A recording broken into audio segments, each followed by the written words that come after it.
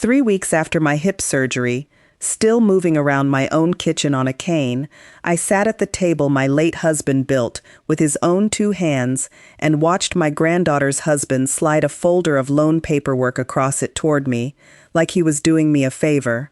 Everyone this side of 1975 calls me Teddy, Theodora Vance, 74 years old, though that spring, more than one person in my family seemed to be quietly rounding that second number up to confused. I recognized that particular tone of voice. I'd heard it before, 30 years ago, from a man who tried to talk Frank out of half his boatyard, using the word family 4 times in a single sentence. Frank sent him packing without raising his voice once. I fully intended to do the same, except I was still on a cane, and Frank had been gone 4 years that spring, and for one long moment, at my own kitchen table, sitting across from a young man smiling at me, the exact way that other man once smiled at my husband, I honestly wasn't sure I still remembered how. If you have ever been sick, or slow, or simply older, and felt somebody's kindness arrive suspiciously close to a form that needed signing, say so in the comments, and tell me how old you were when it happened. I have a feeling there are more of us out there than anyone likes to admit. Now let me back up a little, because you'll want to know exactly what was sitting on that table, and exactly what nobody in my family remembered was sitting in a filing cabinet 20 feet away. I live in a house on the edge of Millbrook Harbor, Maine, that my husband Frank built additions onto with his own hands over 41 years of marriage, one room at a time, the way some men write letters they never send. Frank built boats for a living, small working boats mostly, lobster boats and a few sailboats for people who could afford to be particular about it, and he kept records the way boat builders keep records, which is to say obsessively, in a green filing cabinet in what used to be his workshop, every invoice and every handshake agreement written down in his square, patient handwriting, because Frank did not believe a thing was real until it was on paper.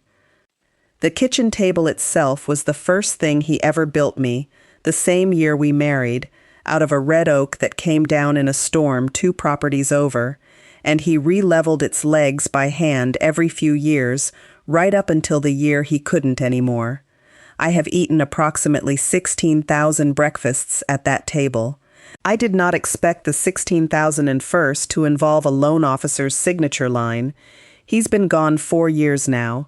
Heart in his sleep, no drama to it, which I have always been quietly grateful for, because Frank hated drama almost as much as he hated an unbalanced ledger. I still sleep on my side of the bed. I don't say that for sympathy.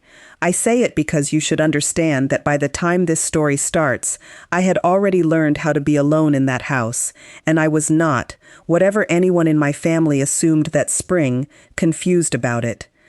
We have one son, Warren, 49, an insurance adjuster, 2 towns over, a good enough man who has spent his entire adult life allergic to conflict, the way some people are allergic to shellfish, a single bad exposure, and he's out the door before the reaction even starts. And we have one granddaughter, Paige, 29, Warren's daughter, who teaches 3rd grade and has Frank's exact laugh, and who married a contractor named Derek Sallow 6 years ago in a backyard ceremony that Frank, thank God, lived to see. Warren's mother, that's me, has never quite figured out whether his conflict allergy came from watching Frank and me argue so rarely, or from watching the 1 or 2 times we did. Paige is the one who calls just to talk, no occasion required, and I've always suspected she got that habit from sitting in this kitchen as a little girl, while Frank and I talked over her head about nothing in particular. Derek runs a small residential contracting outfit, Sallow & Son, though there is, as far as I have ever been able to determine, no son yet to speak of, just Derek and 2 guys he brings on for bigger jobs. 6 years ago, Right after the wedding, Frank and I loaned Derek and Paige $42,000 to buy a used flatbed truck and a decent set of tools so he could go out on his own instead of subcontracting for someone else's margins. We didn't do it as a gift. Frank drew up a proper promissory note, 4% interest, a payment schedule, both of us signing it at this same kitchen table with Paige and Derek across from us, all four of us treating it like the serious thing it was. Derek paid faithfully for about 2 years. Then the payments slowed. Then, somewhere around the time Frank got sick the first time, they stopped altogether, and nobody ever brought it up again, the way families quietly agree not to mention certain numbers out loud. I want you to hold on to that promissory note, because we are going to need it later, and because I promise you, on that particular afternoon at my kitchen table, it was the furthest thing from my mind. If you'd asked me, before that spring, to describe the shape of our family, I'd have said we didn't really have the kind of shape that needs describing. No golden child, no scapegoat, nothing so dramatic. I would have been wrong, or at least incomplete. Derek had quietly become the son Warren never fully was to Frank, ambitious and hands-on in a way that flattered all of us a little, and somewhere in admiring that, we'd all stopped asking him the ordinary questions you'd ask anyone else handling that much of the family's trust. By that spring, I was 3 weeks out from a total hip replacement. Moving around my own kitchen on a cane, I resented more than the pain itself. Still doing the exercises the physical therapist had written out in a spiral notebook I kept by the toaster. My neighbor Sue had taken to leaving a bag of groceries on my porch twice a week without being asked, which I appreciated more than I let on. I was slower. I was not, whatever came next might have suggested to some people in my family, anything other than entirely myself. The pitch itself was almost gentle, which is, I've come to believe, the most dangerous way a bad idea can arrive. Derek had driven over on a Tuesday with a manila folder and a box of the good donuts from the bakery on Water Street, and he sat across from me at Frank's table, in Frank's old spot, and told me that Sallow & Son had a chance at a real commercial contract, renovating the old cannery building down by the pier, the kind of job that could set the business up for years, except the bank wanted collateral beyond what Derek currently had on the books, and my house, paid off free and clear since 2003, sitting mostly empty except for me, would qualify beautifully as a bridge for 90 days, just 90 days, until the cannery job's first payment came through. He'd brought a 1-page summary, printed clean, with a little architectural rendering of the cannery building at the top, the kind of thing designed to make a person feel like they're being let in on something exciting, rather than ask for something large. "It's basically zero risk, Grandma," he said, tapping the page. "The city contract alone covers it twice over. This is just the bank being the bank. You're not really using the house for anything but rattling around in it alone, Grandma," he said, not unkindly, sliding the folder another few inches closer. "Let it work for the family for once." I remember the exact sound the folder made against the wood, and I remember thinking, with the particular clarity you sometimes get 3 weeks off a surgery and 2 hours past your last pain pill, that I had built an entire life inside a house this young man had just described as an empty asset rattling around with an old woman inside it for no particular reason. Paige was there too, in the chair by the window, quiet in a way that wasn't like her. She loves her husband. I believe she loves me too. That afternoon, she mostly studied her own hands, and I understood, even then, that she had already had some version of this argument with Derek in private and lost it, or never had it at all, which might be worse. I did not sign anything that day. I told Derek, truthfully, that my eyes tired faster since the surgery, and I'd need my reading glasses and a proper afternoon to go through anything this size, and could he leave the folder with me? He said, of course, "Grandma, take your time, no rush at all," in the specific voice of a man who very much needed me to rush. 2 days later, my neighbor Sue mentioned, cheerfully, over the porch railing while dropping off milk and eggs, that she'd heard from someone at the hardware store that Sallow and Son had Grandma's place backing the new contract now, said like good news, like a nice thing families do for each other. I thanked her for the eggs and said nothing else, and stood on my own porch a moment longer than the conversation really required, doing the arithmetic on how a folder still sitting unsigned on my counter had already become gossip at the hardware store. If you've never had major surgery, I'll tell you what nobody warns you about. It isn't the pain, not really, not by week 3. It's how tired you get of being handled. Everyone speaking a little slower to you. Everyone deciding, out loud or not, how much you can still be trusted with.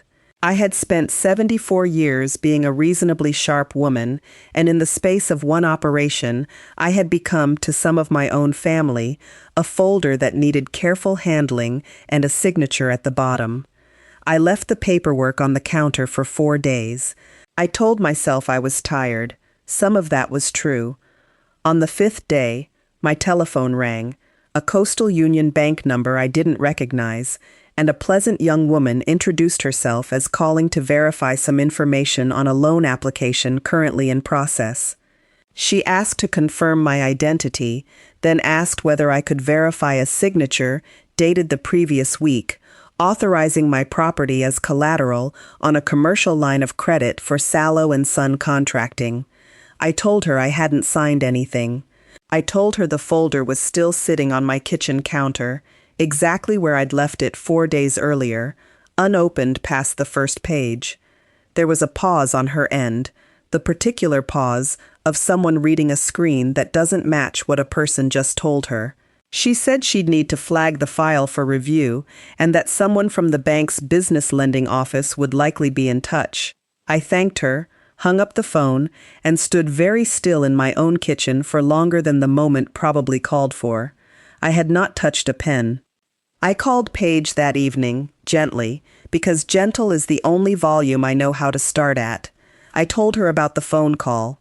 There was a long pause on her end, too, the kind where you can hear somebody deciding how much of a fight they're ready to have with their own husband. "He must have just been getting it ready," she finally said, "in case you said yes. People do that sometimes, don't they? Fill things in ahead of time." I did not point out that filling in a signature ahead of time is a very different thing from filling in a date. I told her I loved her, and that I just wanted her to know what the bank had told me, and that I wasn't accusing anyone of anything yet. That last part wasn't entirely true. I was already, quietly, accusing someone of something. I simply hadn't decided yet how loudly I intended to say so. 2 days later, the bank called again, a different voice this time, more careful, a man who identified himself as being with their internal review team, and who told me, in the measured language people use when they're choosing every word on purpose, that the application included a scanned signature page, and that given the discrepancy I'd reported, they were treating the file as a documentation irregularity, pending further review. He couldn't share every detail. He could confirm that a signature had, in fact, been submitted with my name on it. I had signed nothing. I own exactly one pen I trust, a blue one that lived in the drawer by the toaster, and it had not left that drawer in a week.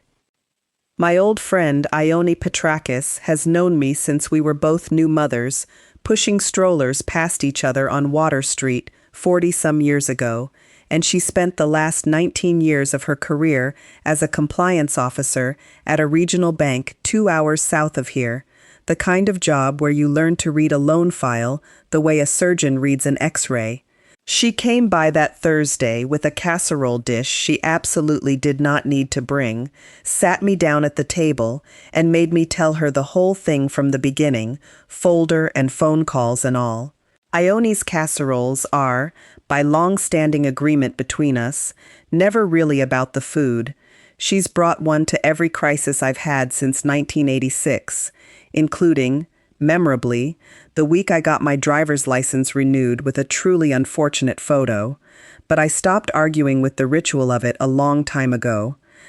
Teddy, she said, when I'd finished, tapping one finger on the closed folder still sitting on the counter.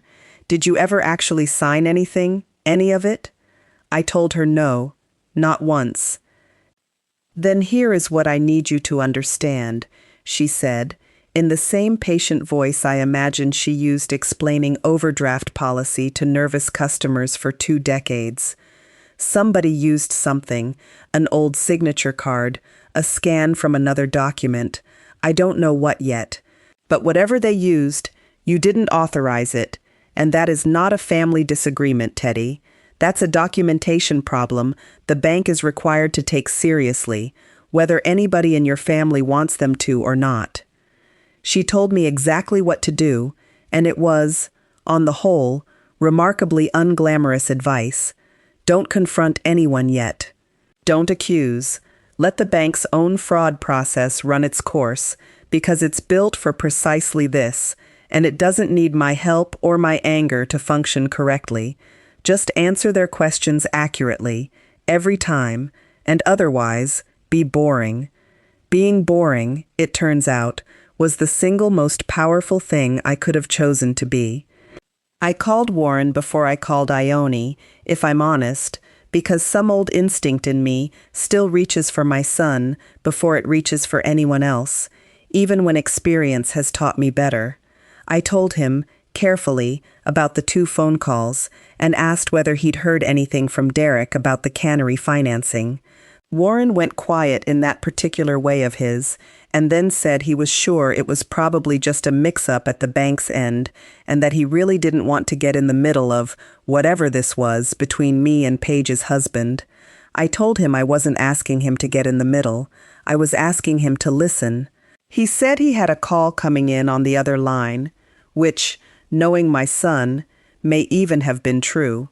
I sat with the dial tone a moment before I hung up, and understood, a little more clearly than I had that morning, that whatever happened next, I was likely going to have to handle it without leaning on Warren to be the one who stepped in first. That has, if I'm honest, always been true. I had just never needed to notice it quite this clearly before. That Sunday, the whole family gathered for dinner at Warren's place, the first time we'd all been in one room since the folder appeared on my counter, and I made the mistake of thinking it might be a good moment to say, calmly, what had happened. I was wrong about the timing, though I don't regret trying. Warren listened to about half of it before his face did the thing it's done since he was a boy, whenever a conversation threatens to become a conflict, a kind of pleasant, sealing over expression, like a pond icing on the surface while everything underneath keeps moving. "Mom," he said, "are you sure you're remembering the calls right? You'd just had surgery. You were still on the pain medication that week, weren't you? I want to tell you that I had a perfectly composed response ready for that. I did not. I sat there at my son's dinner table, 74 years old, 3.5 weeks post-surgery, and felt something in my chest that I can only describe as the particular loneliness of being doubted by your own child in the gentlest possible voice. Derek, to his credit or not, at least had the decency to look at his plate instead of at me, though he did add, quietly, that he never meant for it to turn into a whole federal case, a phrase I noted carefully, because nobody had used the word federal until he did. Warren was doing the work for him, and I don't believe, even now, that Warren fully understood he was doing it. I drove myself home that night, slower than I like to admit, hands a little unsteady on the wheel, and I sat in my own kitchen in the dark, for a long while, without turning on a single light. I thought about just letting the whole thing go quiet, signing whatever needed signing, if it came to that, just to keep Sunday dinners from feeling like this. I thought about how much simpler it would be to simply doubt myself the way my own son apparently already had. I am telling you honestly, that was the low point of this whole story, not the folder, not the phone calls, just me, alone at my own table at 9 at night, wondering if being tired was the same thing as being wrong. I thought, more than once that hour, about simply calling Paige in the morning and telling her to have Derek bring the folder back, sign whatever needed signing, and let the family go back to pretending Sunday dinners were simple. It would have been so much easier than the alternative. Easier is not always the same as right, but at 9 o'clock on a bad night, 3 weeks off surgery, it is very hard to remember the difference. I did not sign anything that night either, but I will admit, for the first time since the surgery, I understood exactly why some people eventually just do. It was past 10 when I finally got up, more out of restlessness than resolve, and walked back to what used to be Frank's workshop, where the green filing cabinet still stands exactly where he left it. I don't go out there often. It still smells faintly like sawdust and the specific oil he used on his hand tools, and some nights that's a comfort, and some nights it isn't. I ran my hand along the edge of the workbench before I even turned on the light, the way I always do out there, half expecting, the way you do 4 years in, to hear him ask what I was looking for. That night, I wasn't looking for comfort. I was looking for something I half remembered and hadn't let myself fully think about in 6 years. Second drawer down, in a hanging folder labeled, in Frank's careful square handwriting, sallow, promissory, I found it. 4 pages, dated 6 years back, both our signatures, both of theirs, notarized at the credit union by a woman named Beatrice, who has since retired. $42,000, 4% interest, a monthly schedule. Down in the margin, in Frank's later handwriting, a running tally of payments received, the number climbing for about 2 years, and then simply stopping, the last entry dated the same month Frank first went in for tests. Outstanding balance, as of that final entry, $28,140. I sat on the workshop floor with that folder in my lap for a long time. I was not confused. I had never been confused. I had simply, like most people who are used to being the steady one, forgotten to use the one piece of leverage I'd had the entire time, because using it had never once occurred to me as something a grandmother does.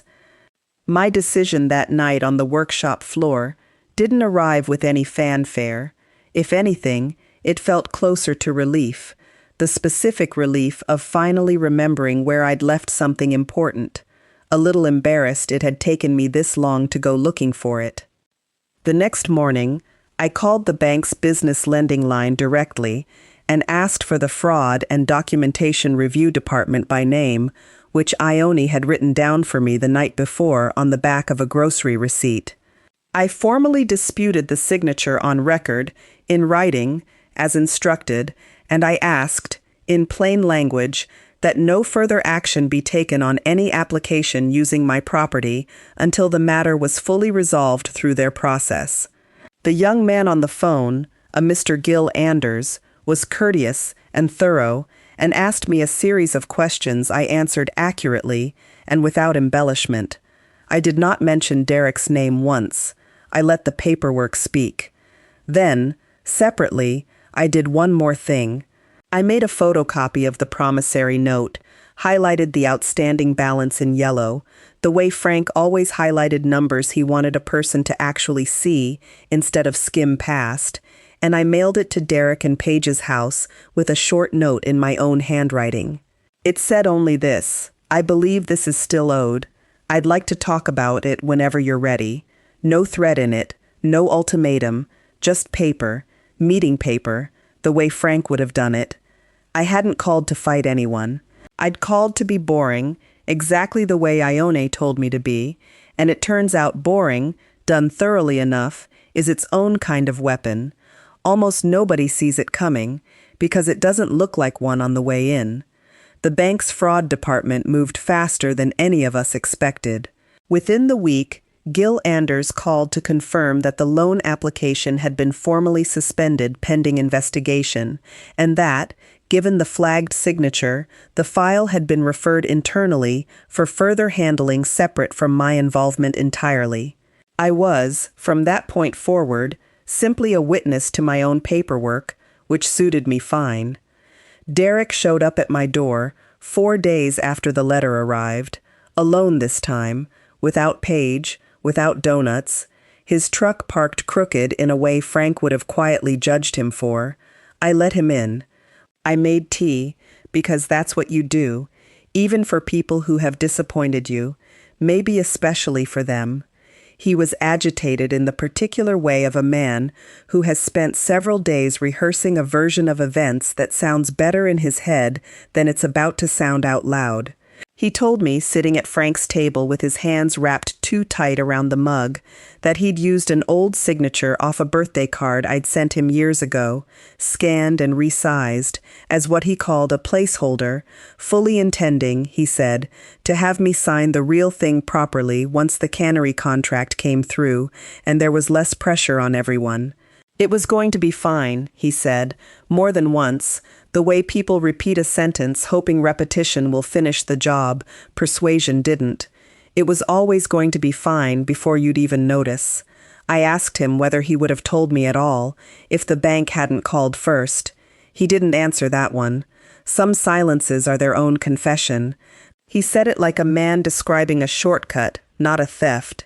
I don't believe he had fully let himself think of it as the second thing until the bank started asking questions that only had one honest set of answers. I did not raise my voice.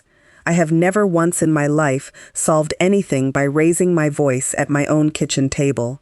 I simply set the highlighted promissory note down in front of him, next to his tea, and asked him to read the number out loud. He didn't want to. I asked him again, gently, because gentle is still the only volume I know how to start at, even when I mean every word underneath it. He read it. $28,140, in Frank's handwriting, 6 years old, entirely legitimate, entirely forgotten by everyone but the two people who'd actually written it down. That's not the same thing, he started to say, meaning I understood, that an old unpaid loan felt different to him than a forged signature on a new one. I told him, as plainly as I could, that from where I sat, they were both simply numbers nobody had bothered to be honest about, and that the bank's fraud department was going to make its own determination about the second number regardless of anything either of us said at this table, and that the first number was going to get discussed properly, on a real payment schedule, starting that month, or I would be speaking to a lawyer about both of them together. I watched something in his face go very still, the particular stillness of a man realizing the quiet grandmother across the table had been holding a stronger hand than his the entire time, and simply hadn't felt any need to show it until now. He didn't argue further. He apologized, and I'll tell you honestly, it wasn't a perfect apology. It came out sideways, and mostly about how stressed the cannery bid had made him, more explanation than remorse. But it was something, and I've learned that something, offered honestly even if clumsily, is usually worth more than a perfect apology offered, because a person got caught and knows exactly what's expected of them next. Paige came by 2 days later on her own, without Derek, and cried at my kitchen table in the chair by the window where she'd sat so quietly the day the folder first appeared. She sat in the same chair by the window, and for a moment neither of us said anything, and I simply let her cry the way you let rain finish instead of talking over it. She apologized for not saying more that day, for the pause on the phone, for her father's comment about the pain medication, which she'd heard about secondhand and been furious about on my behalf. I told her none of that needed forgiving in the way she seemed to think it did. I told her the truth, which is that families protect the version of each other that's easiest to live with, right up until the paperwork makes that impossible, and that I understood exactly how hard it is to be the person standing in the middle of that when it finally breaks. I won't tell you everything mended perfectly, because it didn't, and I don't trust stories that claim it always does. Derek and Paige are, as of this telling, still working through what their marriage looks like on the other side of this, and I don't know yet how that resolves, and it isn't entirely mine to know. Warren called a week later and apologized for the pain medication comment in the careful, sideways way he apologizes for everything, and I accepted it, the way I accept most things from my son, gladly, and without pretending it had cost him nothing to say. The bank's investigation concluded that the signature had indeed been fraudulently reproduced, and Derek, on Ione's quiet advice, and with my agreement, worked directly with their resolution department to formally withdraw the application and correct his file before the matter escalated further than a documentation dispute. The house stayed mine, the way it always had been. The old promissory note is now, 6 years late, being paid down on an actual schedule again, first payment already deposited. Derek set the new schedule up himself, without being asked twice.